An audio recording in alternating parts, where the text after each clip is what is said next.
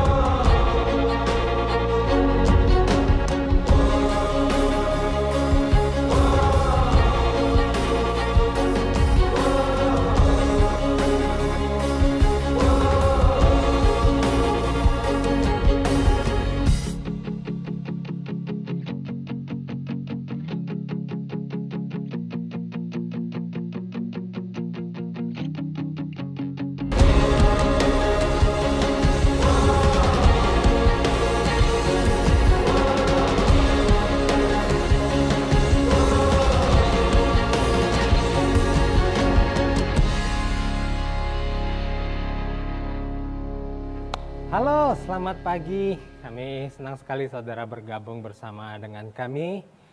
Walaupun apa saudara bergabung bersama kami melalui online ataupun saudara juga merupakan jemaat ICA yang lama, kami senang sekali kalau saudara sudah bisa bergabung bersama dengan kami. Kami hanya mau mengingatkan kalau ICA sejak beberapa bulan yang lalu kita juga sudah mempunyai kebaktian secara tatap muka langsung. Jadi bagi saudara yang rindu untuk bisa punya ibadah secara langsung, saudara bisa bertemu dengan saudara-saudara seiman yang lain. Kami mengundang setiap saudara untuk bisa datang ke PTC ataupun yang di Galaxy Mall. Kebaktian bahasa jam 8 pagi dan juga kebaktian bahasa Inggris jam 10 pagi. Baiklah, kami akan meneruskan seri pagi hari ini di seri Memberi dan Menerima, di mana kita berbicara banyak tentang kemurahan hati. Saya percaya ketika banyak dari saudara yang juga sudah mengikuti seri ini, kalau saudara sudah yang mengikuti, kita memulainya dengan berbicara tentang kemurahan hati, tentang waktu, lalu kita juga sudah meneruskannya dengan tentang talenta. Dan pada hari ini kita akan berbicara tentang bermurah hati, tentang keuangan kita. Tapi saya ingat dalam pengajaran yang pertama, dalam seri yang pertama, Pastor Anthony sempat mengatakan bahwa, dan saya setuju sekali dengan pernyataan Pastor Anthony bahwa terkadang bagi sebagian kita memberikan waktu itu lebih susah daripada memberikan uang kita. Karena mungkin memang seakan-akan, ya mungkin juga tentunya ketika saudara mempunyai uang yang cukup banyak gitu ya, yang cukup berlebihan, memberikan uang kita rasanya lebih gampang. Karena itu lebih lebih tidak repot begitu. Karena ketika kita berbicara tentang memberikan waktu kita, itu juga berarti juga memberikan perhatian kita dan memberikan lebih bagi sebagian kita. Tetapi pada hari ini, pada pagi hari ini, kita juga mau belajar bagaimana dan apa yang Alkitab katakan, apa yang Tuhan kita juga katakan tentang bagaimana kita itu juga bisa bermurah hati untuk memberikan apa yang menjadi milik kita, apa yang Tuhan sudah percayakan kepada kita, apa yang menjadi kekayaan dan keuangan kita. Baiklah, mari kita juga memulainya dengan berdoa terlebih dahulu. Tuhan, terima kasih Tuhan buat pada pagi hari ini.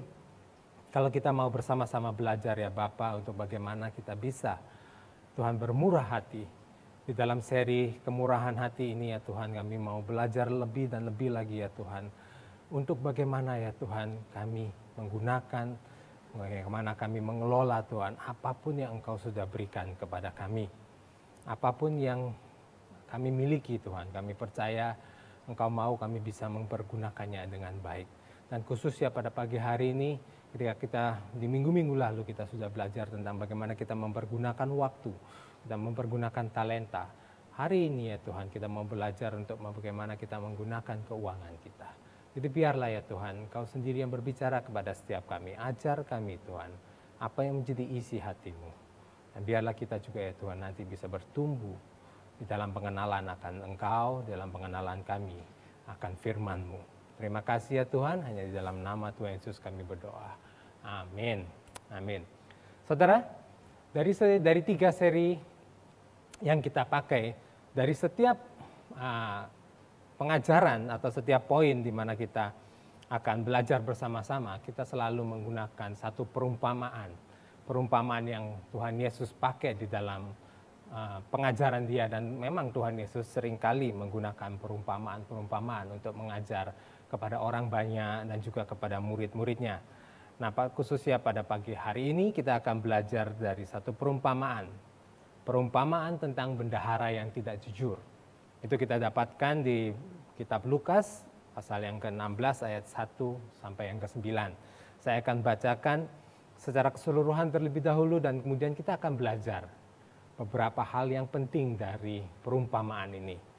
Ayat yang pertama dikatakan, dan Yesus berkata kepada murid-muridnya, ada seorang kaya yang mempunyai seorang bendahara. Kepadanya disampaikan tuduhan bahwa bendahara itu menghamburkan miliknya. Lalu ia memanggil bendahara itu dan berkata kepadanya, apakah yang kudengar tentang engkau? Berilah pertanggungan jawab atas urusanmu. Sebab engkau tidak boleh lagi bekerja sebagai bendahara. Kata bendahara itu di dalam hatinya, apakah yang harus aku perbuat? Tuanku memecat aku dari jabatanku sebagai bendahara. Mencangkul aku tidak dapat, mengemis aku malu. Aku tahu apa yang akan aku perbuat, supaya apabila aku dipecat dari jabatanku sebagai bendahara, ada orang yang akan menampung aku di rumah mereka. Lalu ia memanggil seorang demi seorang yang berhutang kepada tuannya. Katanya kepada yang pertama, berapakah hutangmu kepada tuanku? Jawab orang itu, 100 tempayan minyak. Lalu katanya kepada orang itu, inilah surat hutangmu. Duduklah dan buat surat hutang lain sekarang juga, 50 tempayan. Kemudian dia berkata kepada yang kedua, dan berapakah hutangmu? Jawab orang itu, 100 pikul gandum. Katanya kepada orang itu, inilah surat hutangmu, buatlah surat hutang lain, 80 pikul. Lalu Tuhan itu memuji bendahara yang tidak jujur itu, karena ia telah bertindak dengan cerdik. Sebab anak-anak dunia ini lebih cerdik terhadap sesamanya daripada anak-anak terang. Dan aku berkata kepadamu, ikatlah persahabatan dengan menggunakan mamon yang tidak jujur, supaya jika mamon itu tidak dapat menolong lagi, kamu diterima di dalam kemah abadi. Nah saudara, saya tahu bahwa dalam perumpamaan ini juga banyak memang ada sedikit kontroversi seakan-akan bahwa Tuhan itu memuji kecurangan yang dilakukan oleh si bendahara ini. Tapi biarlah kita akan belajar lebih dalam lagi, kita akan belajar lebih jauh lagi, khususnya apa yang sedang sebenarnya yang kita percaya sedang benar-benar terjadi. Karena kita bisa melihat bahwa apa yang tidak dikatakan kepada kita dari cerita ini, bahwa seharusnya tidak dikatakan kalau benar atau baik untuk berbuat curang kepada orang lain.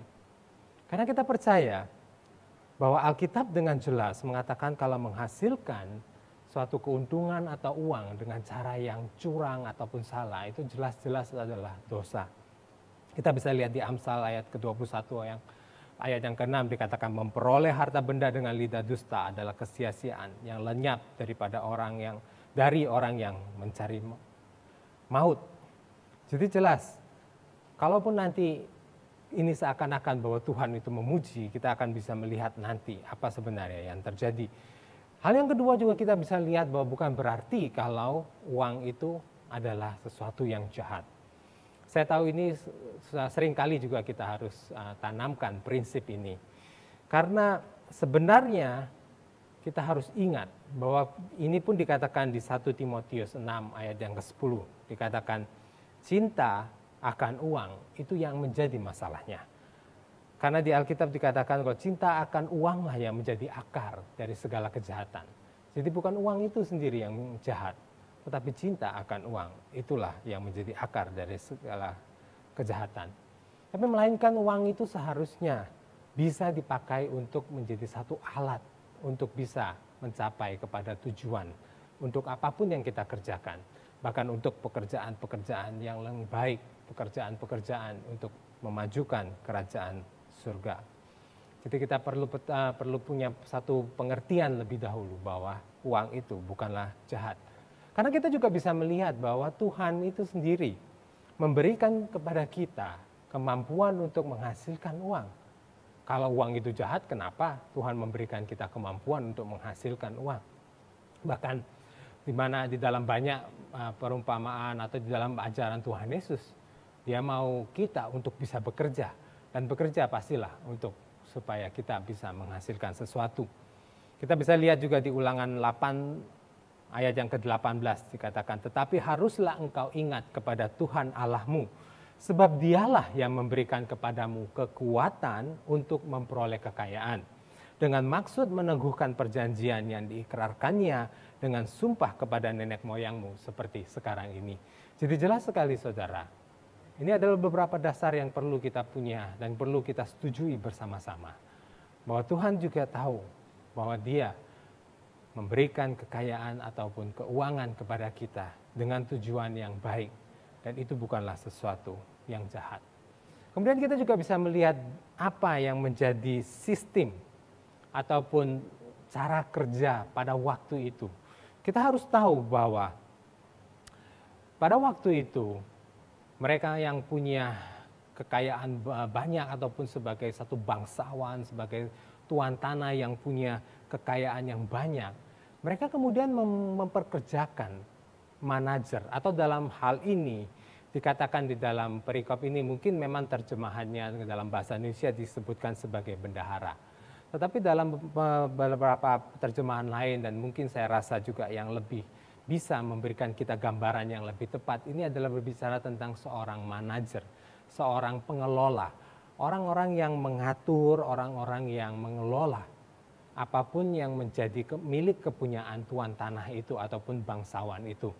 Jadi khususnya di sini juga dikatakan bahwa dia Tuhan Yesus menceritakan tentang seorang pengelola yang dipercayakan oleh tuan tanahnya untuk mengelola tanah milik kepunyaannya tuan tanah itu.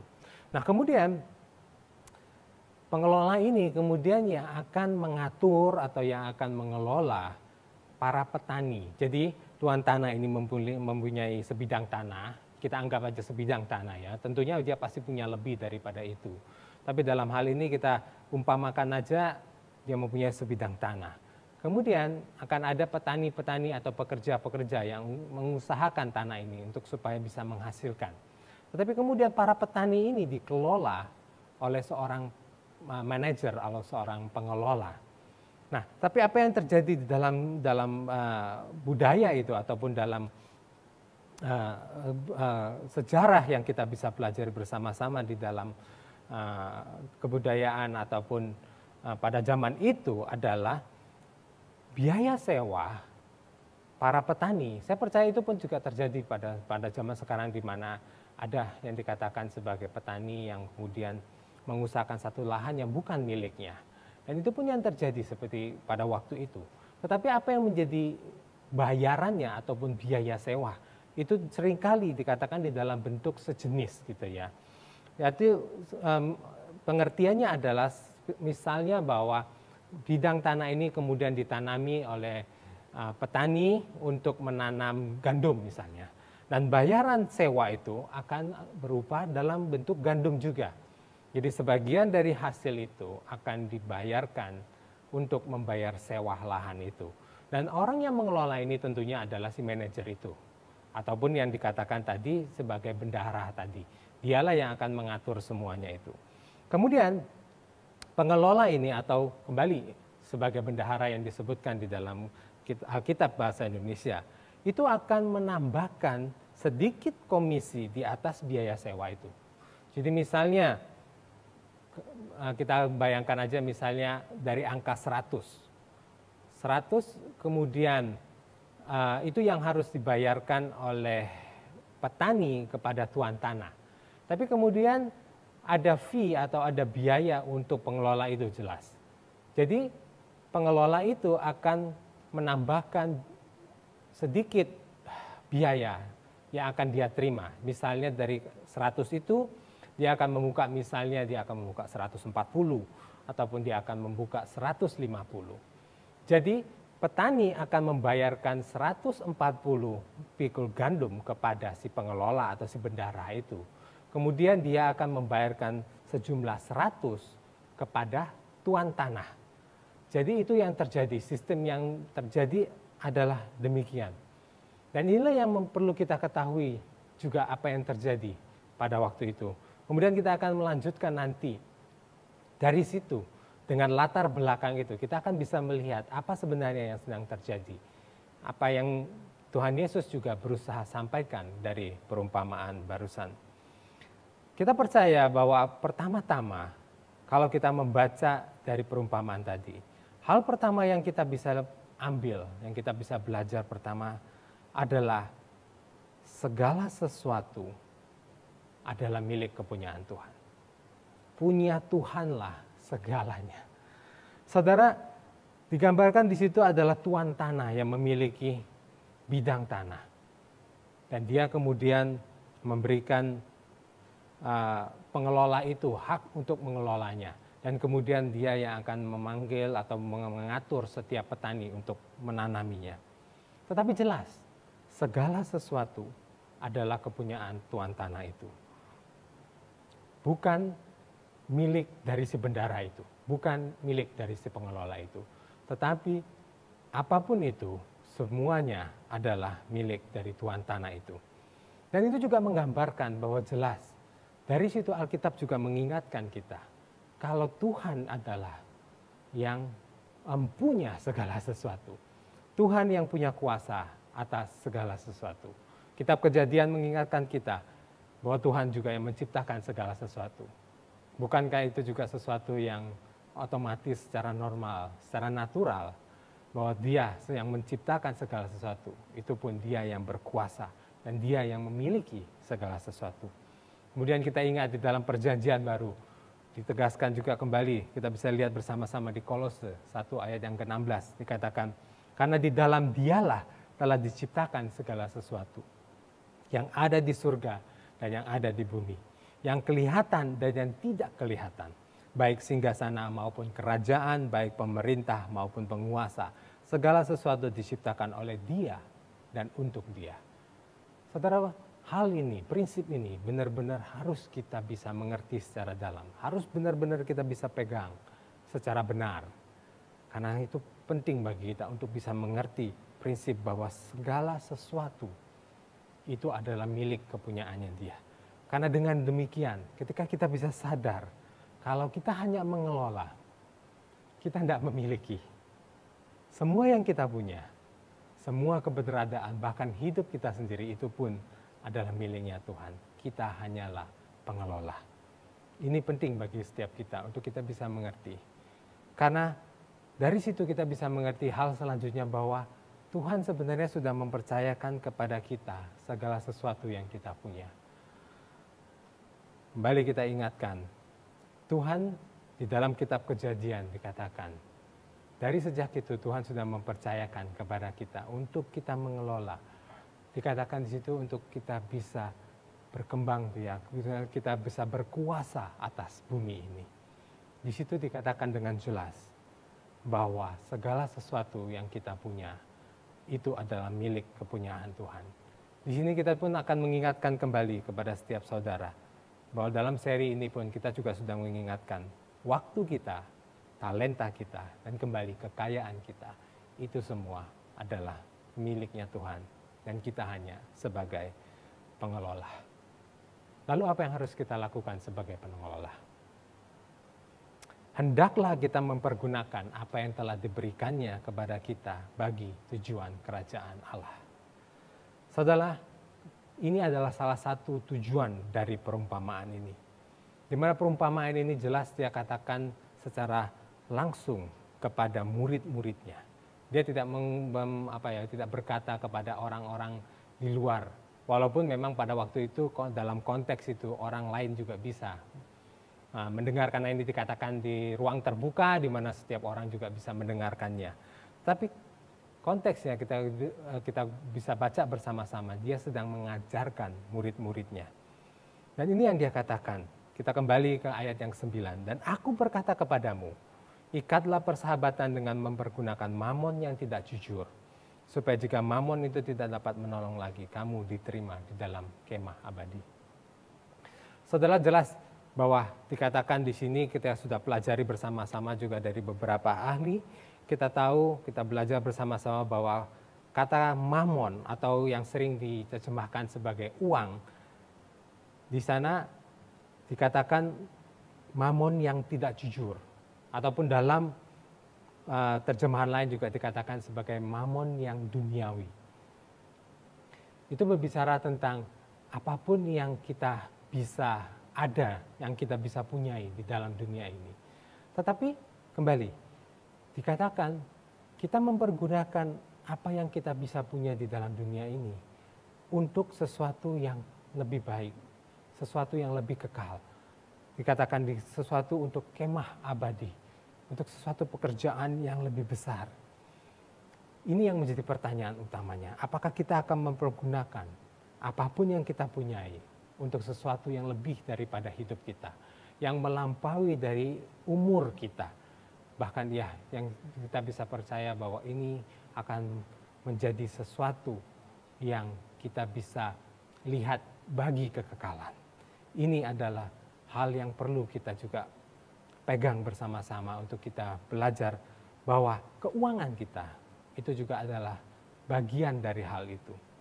Kembali, kita akan bisa melihat juga bagaimana seorang Raja Daud yang mengerti akan hal ini.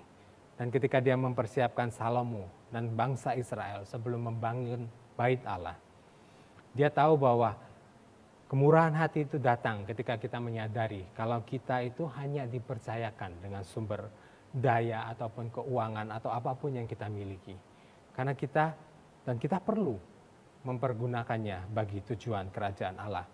Dikatakan di 1 Tawarik 29 ayat 14-17.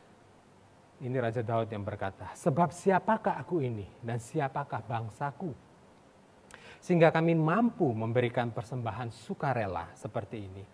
Sebab daripada mula segala-galanya, dan dari tangan mula sendirilah persembahan yang kami berikan kepadamu.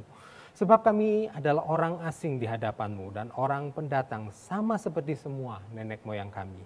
Sebagai bayang-bayang hari-hari kami di atas bumi dan tidak ada harapan. Ya Tuhan Allah kami, segala kelimpahan bahan-bahan yang kami sediakan ini untuk mendirikan bagimu rumah bagi namamu yang kudus adalah dari tanganmu sendiri dan punya mula segala-galanya. Aku tahu ya Allahku, bahwa engkau adalah penguji hati dan berkenan kepada keikhlasan. Maka aku pun mempersembahkan semuanya itu dengan sukarela dan tulus ikhlas. Dan sekarang umatmu yang hadir di sini telah kulihat memberikan persembahan sukarela kepadamu dengan sukacita. Saudara, segala sesuatu adalah miliknya Tuhan. Kita hanya sebagai pengelola dan hendaklah kita menggunakannya itu untuk kepentingan yang lebih besar daripada hidup kita sendiri. Bahkan kalau kita bisa katakan secara lebih spesifik, gunakan itu bagi kebesaran kerajaan Tuhan. Kemudian juga dikatakan di dalam perumpamaan ini, haruslah kita mempergunakannya dengan bijaksana. Bukan hanya kita tahu tujuannya nantinya, tetapi bagaimana caranya kita mempergunakan, itu juga kita perlu pikirkan. Dan diingatkan di sini adalah bagaimana kita menggunakannya secara bijaksana. Kita juga bisa melihat, di situ dikatakan di ayat yang ke-8, lalu Tuhan itu memuji bendahara yang tidak jujur itu, karena ia telah bertindak dengan cerdik. Sebab anak-anak dunia ini lebih cerdik terhadap sesamanya daripada anak-anak terang. Saudara, kembali saya akan katakan, di sini mungkin yang menjadi kontroversi, bahwa dikatakan Tuhan itu memuji bendahara yang tidak jujur itu. Saya percaya kalau saudara melihat ini kembali dengan latar belakang yang sudah kami terangkan di sana, sebelumnya tadi. Dikatakan bahwa memang bendahara ini atau pengelola ini tidak jujur. Tetapi bukan pada kasus di mana dia memperlakukan atau ketika dia memanggil setiap orang yang berhutang kepada tuannya dan merubah surat hutangnya itu. Karena di sini yang dipercaya adalah dia memotong apa yang menjadi bagiannya dia. Dia memberikan potongan bagi setiap penghutang itu untuk menghapus apa yang menjadi bagiannya, bayaran yang bagi dia. Dan dia tetap membayar penuh apa yang menjadi bagian dari tuan tanah itu. Sehingga inilah yang menjadi konteks bahwa memang dia sempat menjadi tidak jujur. Tapi di dalam konteks lain di mana sebelumnya dia menghambur-hamburkan atau mempergunakan apa yang dipercayakan tuan tanahnya itu dengan tidak benar. Tetapi dalam konteks ketika dia sudah tahu bahwa dia sudah akan dipecat, dia perlu sesuatu sebagai jaminan untuk masa depannya. Dia kemudian memikirkan untuk mempergunakannya. Apa yang dia bisa punya untuk mendapatkan teman, sehingga menjaminkan tentang masa depannya. Tetapi bukan berarti bahwa dia kemudian berlaku tidak jujur lagi kepada tuan tanah itu. Dan disinilah yang dikatakan sebagai kata-kata cerdik ini. Karena ketika kita pelajari lebih lagi dalam kata-kata ini, sebenarnya ini berbicara tentang kebijaksanaan, berlaku bijaksana. Karena kata yang sama juga dipakai, akar kata yang sama itu dipakai di dalam Matius 7 ayat yang ke-24 yang menggambarkan sebagai orang yang bijaksana yang membangun rumah di atas batu karang, di mana batu karang itu menggambarkan Tuhan Yesus. Jadi jelas kata-kata cerdik ini seharusnya tidak mempunyai konotasi yang negatif. Juga dipakai di Matius 10 ayat 16 kalau saudara mau pelajari lebih lanjut untuk menggambarkan bagaimana Yesus mengutus murid-muridnya. Di situ dikatakan bagaimana Tuhan Yesus menasihati murid-muridnya untuk cerdik seperti ular dan tulus seperti merpati. Saya percaya perkataan ini seharusnya tidak kita melihatnya secara dengan konotasi negatif. Memang mungkin orang akan mulai berkata, bahkan ya pernah ada yang bertanya kepada saya seakan-akan keperkataan cerdik seperti ular dan tulus seperti merpati. Tapi cerdik karena dan juga dipakai gambarannya ular dan kemudian itu memberikan konotasi yang negatif. Saya percaya itu tidak lebih dari gambaran bahwa nature atau secara alamiah ular itu juga mungkin gesit dan juga mungkin punya kebijaksanaan yang lebih daripada binatang-binatang yang lain. Tetapi Tuhan tetap memberikan satu parameter lain di belakang itu, yaitu tulus seperti merpati, dan itu yang akan memberikan kita satu keseimbangan yang benar. Tetapi kata-kata cerdik ini sendiri harusnya bukan memberikan kita satu konotasi yang negatif. Tetapi di sini berbicara tentang bagaimana kita mempergunakannya dengan bijaksana, dengan penuh pemikiran yang baik, dengan penuh satu pertimbangan yang benar. Seperti dikatakan, gunakannya itu secara bijaksana, bahkan lebih daripada yang anak orang-orang dunia ini. Karena ketika orang-orang dunia ini bisa mempergunakan dengan bijaksana, dengan cerdik, apalagi harusnya anak-anak terang. Kita juga harus bisa mempergunakannya itu dengan bijaksana. Kita haruslah bisa menggunakannya itu dengan lebih baik lagi daripada orang-orang dunia ini. Dan tentunya kembali kita ingatkan, hal yang paling bijaksana yang kita bisa perlakukan adalah ketika kita mempergunakan apa yang kita miliki, kita bermurah hati untuk hal-hal yang lebih daripada hidup kita ini. Untuk kita mempergunakan apa yang kita miliki ini untuk hal-hal yang kekal, yang punya pengaruh di dalam kekekalan itu nanti. Dan tentunya itu adalah apa yang menjadi tujuan hidup saudara, apa yang menjadi panggilan hidup saudara, ataupun itu merupakan hal-hal yang saudara tahu yang akan memajukan pekerjaan Tuhan, memajukan kerajaan Allah di muka bumi ini. Karena saudara, setiap kali ketika kita mengatakan hal ini, saya percaya, saya pribadi secara pribadi pun, saya mau menyampaikan bahwa bukannya kita ini kemudian seakan-akan kita mau meminta-minta kepada saudara untuk memberi. Entah itu apakah waktu saudara, apakah talenta saudara kembali, entah itu keuangan saudara. Karena saya seperti yang saya katakan, saya percaya secara saya pribadi, seprinsip saya itu saya percaya bahwa ketika kita percaya bahwa apapun yang ada di dalam dunia ini, bukan hanya apa yang ada yang kita miliki ya, apapun yang ada di dalam dunia ini adalah milik kepunyaan Tuhan. Sehingga kalaupun kita perlu sesuatu, bukankah seharusnya kita perginya kepada Tuhan yang empunya segala sesuatu. Sehingga bagi saya paling baik adalah ketika kita perlu sesuatu, kita juga minta kepada yang empunya. Saya ingat juga di dalam kitab Lukas ayat 10, ayat yang kedua dikatakan, katanya kepada mereka, tuaian memang banyak, tetapi pekerja sedikit. Karena itu mintalah kepada Tuhan yang empunya tuaian, supaya mengirimkan pekerja-pekerja untuk tuaian itu. Saudara, memang gereja perlu pekerja-pekerja.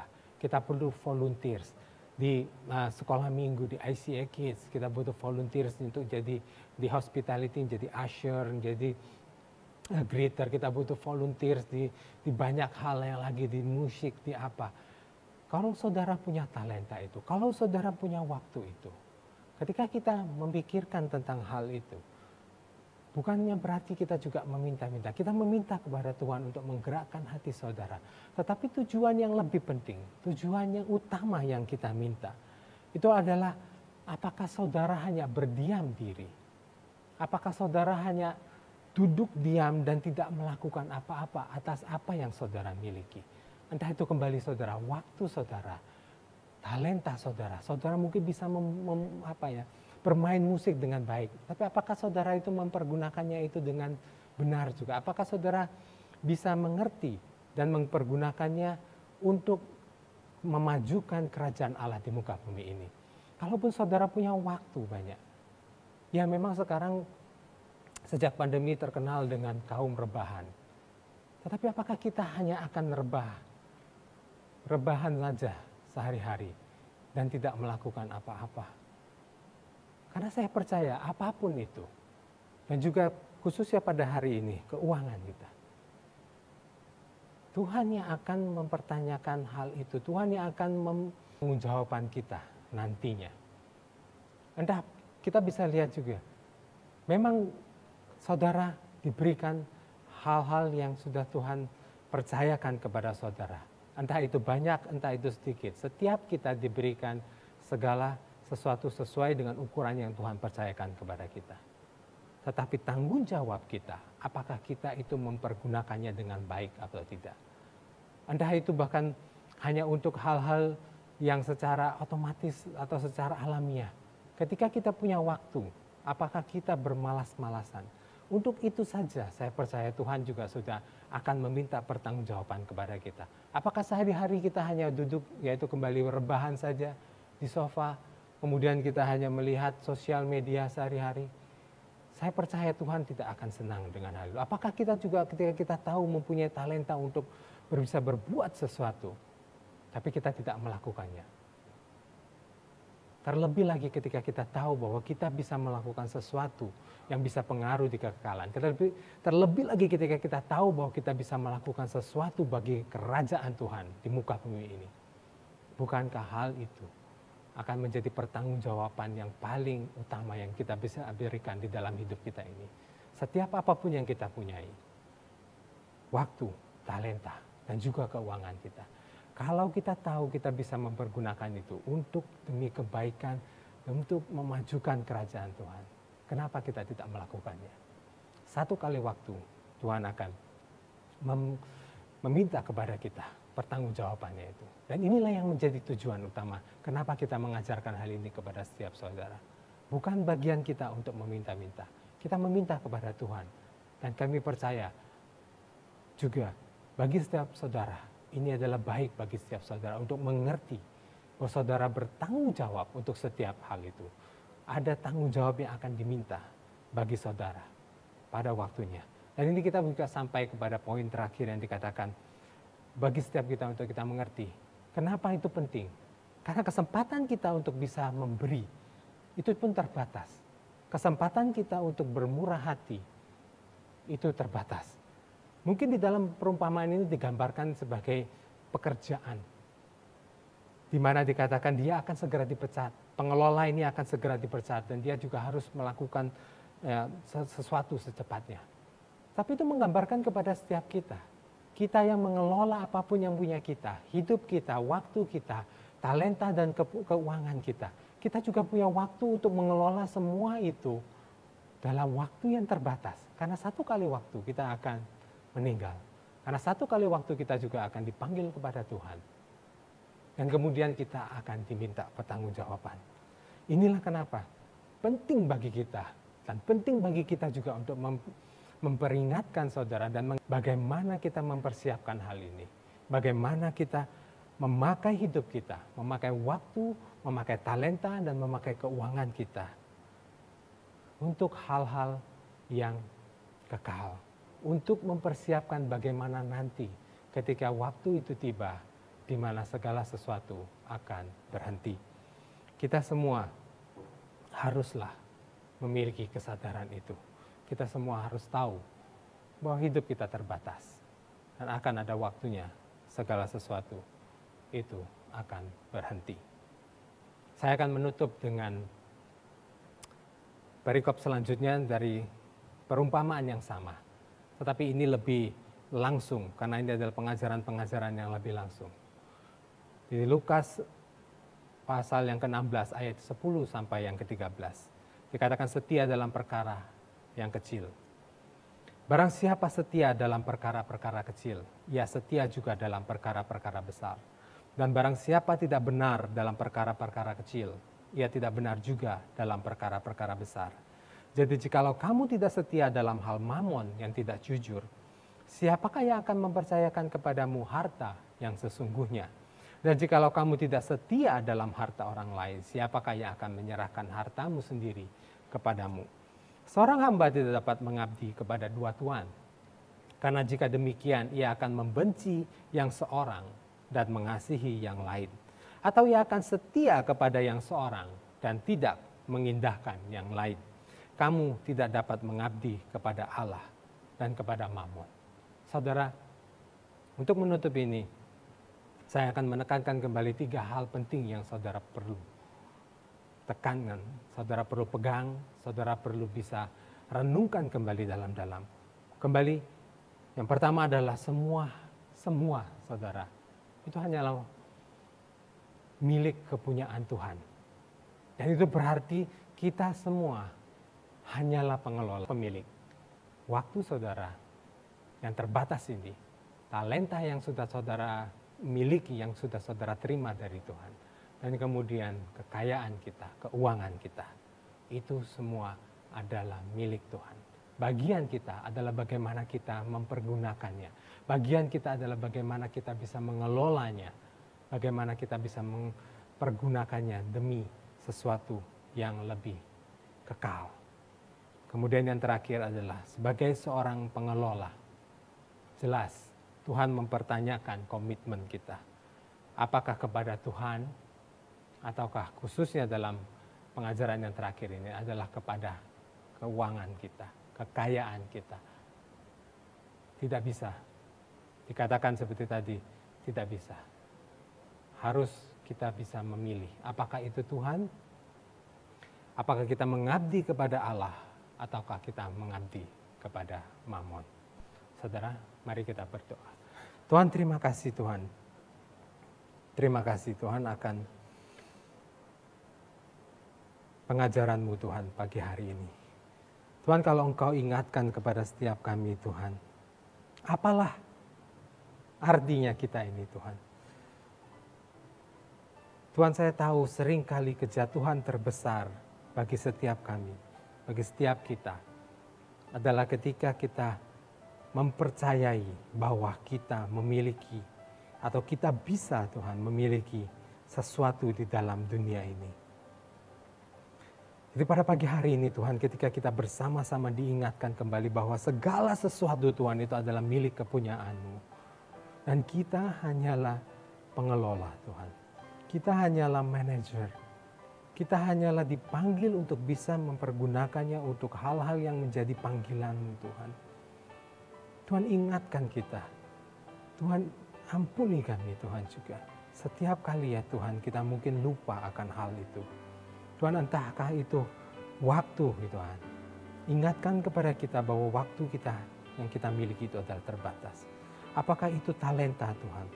Setiap talenta, setiap kemampuan, setiap skill yang Kau berikan kepada kita Tuhan, haruslah kita pergunakan untuk demi kebaikan bersama Tuhan. Dan demi sesuatu yang bisa memajukan kerajaan.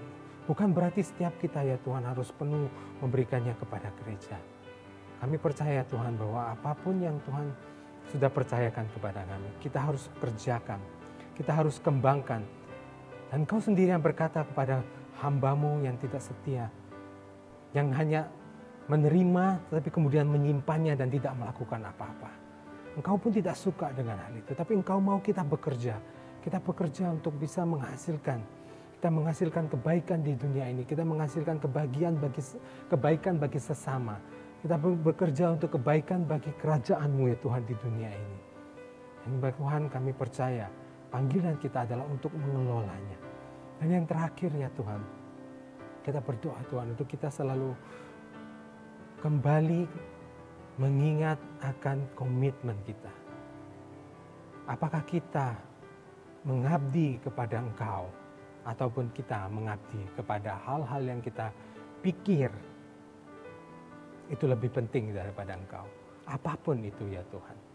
Memang pada khususnya di sini dan yang memang menjadi lebih menjadi masalah yang umum yang terjadi kepada banyak orang, yaitu uang Tuhan. Ketika kita melihat uang dan ketika kemudian kita berpikir, oh ya kita bisa mempunyai sesuatu, kita bisa memiliki hal yang begitu indah misalnya, tapi kita lupa bahwa segala sesuatu itu hanyalah sementara.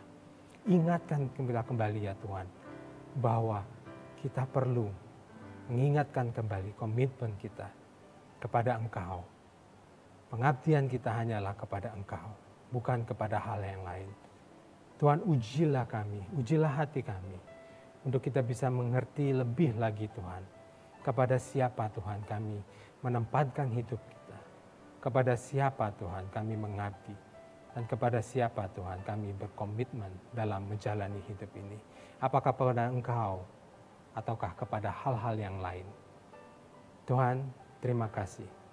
Tuhan, saya berdoa Tuhan bagi setiap kami yang mendengar firman Tuhan ini. Biar setiap kami ya Tuhan bisa menangkap Tuhan prinsip-prinsip ini secara jelas. Dan kita semua bisa mengaplikasinya di dalam hidup kita. Sehingga kita bisa memperoleh Tuhan hidup yang lebih. Hidup yang berkelimpahan inilah arti yang sebenarnya. Tentang hidup yang berkelimpahan ketika kita mengerti akan apa yang sebenarnya perlu kita lakukan di dalam hidup kita. Apa yang menjadi arti sebenarnya hidup kita ini.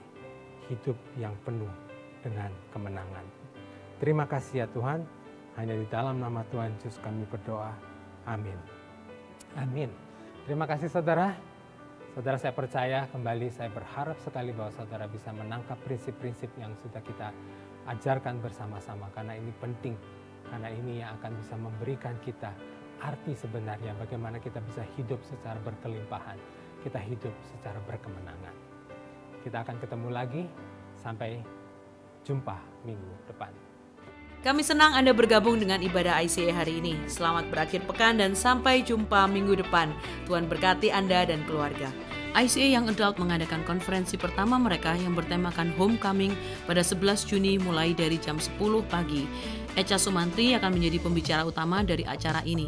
Harga pendaftaran adalah Rp150.000, mencakup kaos, makan siang, makan malam, dan juga snacks. Silakan mendaftar melalui QR Code dan ajak teman, kerabat Anda untuk mengalami restorasi, kebangkitan rohani, dan pertumbuhan bersama dengan ICA Young Adults. ICA Youth kembali mengadakan FNL yaitu ibadah remaja ICA setiap hari Jumat pukul 18.30 di ICA East dan ICA West. Cek Instagram @ICA-Youth-SBY untuk mendapatkan informasi lebih lanjut. ICA Prayer Service diadakan setiap hari Selasa pada pukul 6.30 sampai 7.30 malam lewat Zoom. Anda bisa mengunjungi Instagram kami @ICSBY untuk mendapatkan meeting ID-nya. Mari menyembah dan berdoa bersama. Memberikan persembahan menjadi semakin mudah. Silakan scan QR Code di layar dengan menggunakan aplikasi bank Anda atau kunjungi icasby.com/giving untuk informasi lebih lanjut.